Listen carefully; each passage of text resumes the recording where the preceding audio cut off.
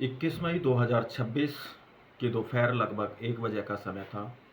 उत्तर प्रदेश के जिला गोंडा में एली माजा घाट है, जहां पर कुछ लोग एक बॉडी का अंतिम संस्कार करने के लिए आए हुए थे। अंतिम संस्कार की प्रक्रियाएं पूरी हो ही रही थीं, तभी अचानक कुछ लोगों की नज़र सरयू नदी पर पड़ती है, जहां पर एक तैरती हुई लाश दिखाई देती है। सभी लोग इकट्ठा हो जाते हैं और तैरती हुई लाश को देखते हैं और एक नाविक के पास जाते हैं और उससे कहते हैं कि भाई इस लाश को निकाल के लाओ, पता करते हैं कि ये लाश किसकी है। नाविक तुरंत तैयार हो जाता है, अंदर जाता है और उस लाश को निकालकर बाहर किनारे पर ले आता है। किनारे पर लाने के बाद प्रथम दृष्टया जो लाश है उस पर गहरे जख्मों के निशान हैं, कटे हुए निशान हैं।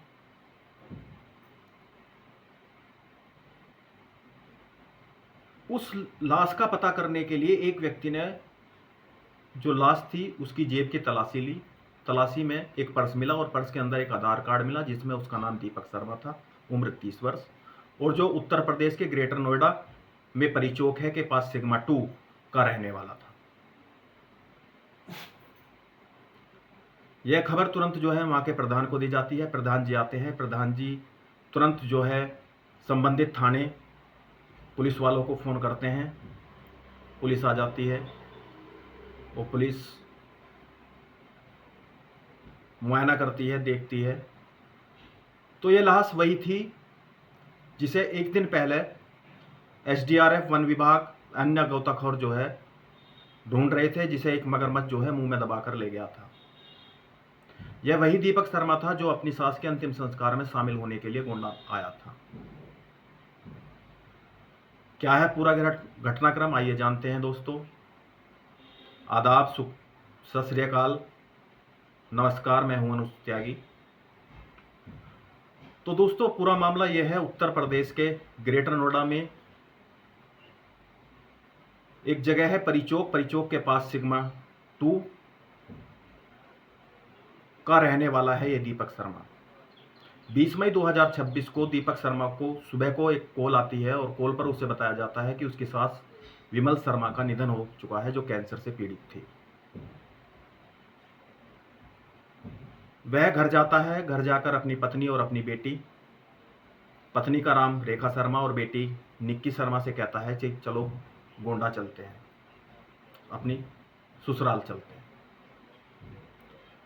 तो उसकी पत्नी पूछती है अचानक ऐसा क्यों, तो वह कुछ नहीं बताता, कहता है कि मेरा मन है आज घूमने का, चलो घूमने चलते हैं। तो वो अपनी ही गाड़ी से 650 किलोमीटर जो है वो निकल जाते हैं।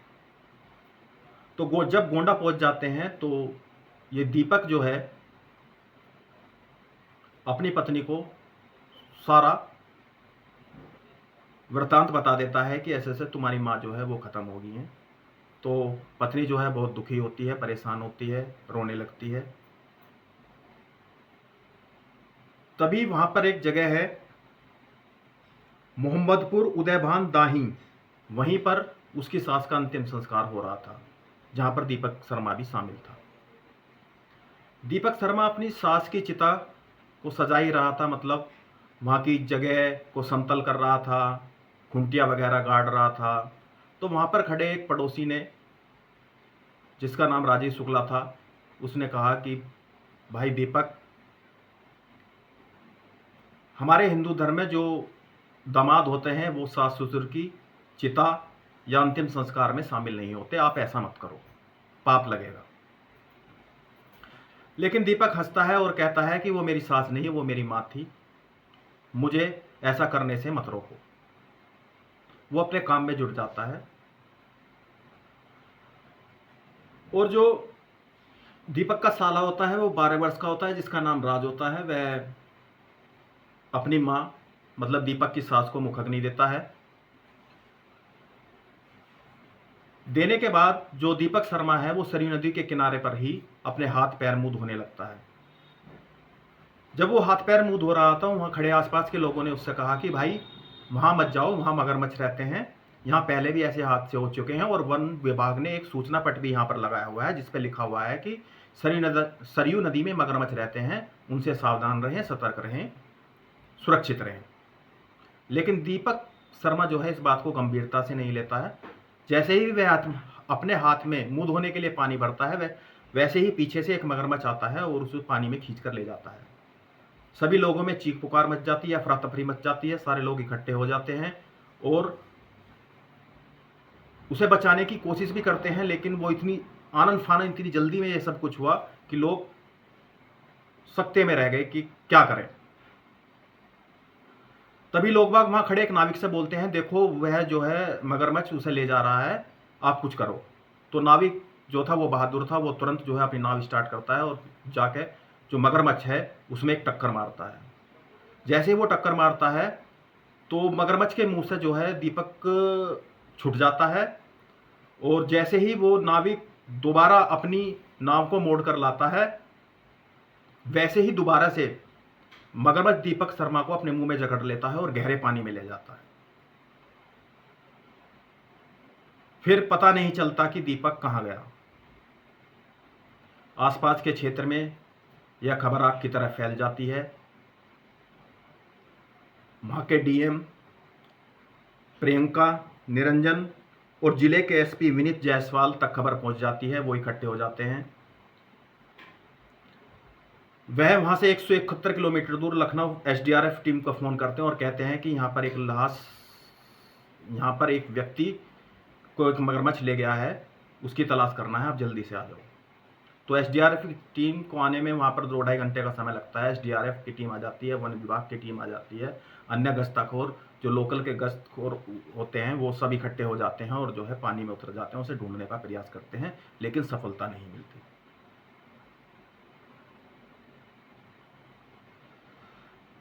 वहीं अगले दिन 21 मई को 2026 को एली माजा घाट पर कुछ 60-70 लोग एक बॉडी का अंतिम संस्कार करने के लिए आते हैं और जैसे ही वो अंतिम संस्कार कर रहे होते हैं तभी उन्हें एक लाश जो है पानी में तैरती हुई दिखाई देती है और वह नाविक से कहते हैं कि भाई इस लाश को जो है पानी के अंदर से बाहर निकाल कर लाओ। तो वो नाविक भी तुरंत अंदर चला जाता है और पानी से जो है बॉडी को निकाल कर लाता है। बॉडी जो है पर गहरे चोट के निशान थे और बॉडी जो थी वो दीपक शर्मा की ही थी। हालांकि लोगों में चर्चा बनी हुई थी, अंदाजा लगाया जा रहा था कि मगरमच्छ जो है इस बॉडी को खा क्यों नहीं पाया, क्यों नहीं चबा पाया। लोगों के अपने अपने कयास थे, कोई कह रहा था मगरमच्छ छोटा होगा इस वजह से नहीं खा पाया या इस वजह से नहीं कर पाया। लेकिन दीपक शर्मा अब इस दुनिया में नहीं रहा। दीपक शर्मा अपने पीछे अपनी वाइफ रेखा शर्मा, अपनी बेटी निक्की शर्मा को छोड़कर चला गया। जिला आपदा की तरफ से दीपक के परिवार को 4 लाख रुपए का ऐलान मदद के रूप में किया गया है। अब जो दीपक शर्मा की पत्नी है रेखा, यह विधवा हो चुकी है। इसके पिताजी पहले ही खत्म हो चुके हैं, इसकी मां भी खत्म हो चुकी है और इसके दादाजी हैं। काश दीपक शर्मा वहां के लोगों की बात मान लेता, सरयू नदी के किनारे अपने हाथ पैर मुंह ना धोता, उस पड़ोसी राजीव शुक्ला की बात मान लेता, अंतिम संस्कार चिता में शामिल ना होता, तो शायद वो बच जाता। लेकिन होनी को कौन टाल सकता है, जिसकी जहां लिखी होती है वो वही होता है। दोस्तों, इस घटनाक्रम को हमारा सुनाने का उद्देश्य या आपसे कहने का उद्देश्य आपको डराना या आपको विचलित करना या आपको परेशान करना या आपको दुखी करना नहीं है। हमारा उद्देश्य आपको सिर्फ जागरूक करना, सचेत करना है। आप जहां भी रहें सुरक्षित रहें, स्वस्थ रहें। धन्यवाद।